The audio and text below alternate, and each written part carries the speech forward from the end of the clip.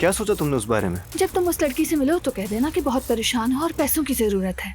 कहीं वो मुझे कर्ज न दे दे, शर्मिंदा हो जाऊंगा मैं। देख लेना, वो लड़की तुम्हें एक फूटी कौड़ी भी नहीं देगी। चाहो तो शर्त लगा कर देख लो। दुआ चली गई। बेटा क्या हुआ है? झगड़ा हुआ है, बच्चों के कमरे के वॉलपेपर्स फाड़ दिए गए हैं। दुआ, मैं डिवोर्स लूंगी। किसने किया? बेगम। डायला, क्या आप लोगों ने फाड़े हैं? पूरी दीवार पे खंजीर की तस्वीरें थी। नायला के साथ फाड़ दिए सारे वॉलपेपर्स। क्या पहले मुझसे बात नहीं करनी चाहिए थी? तुम अभी जाओ और अपनी बीवी को लेकर आओ। दुआ घर छोड़ के चली गई है।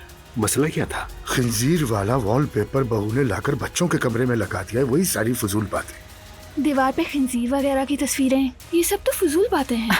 वॉलपेपर्स फाड़ दिए उन्होंने। और जैनब साहिबा तो वैसे ही लड़ने का मौका तलाश करती है। तुम वाकई तलाक ले रही हो दुआ? ऑफ कोर्स तलाक लेगी। मैं तलाक लूंगी।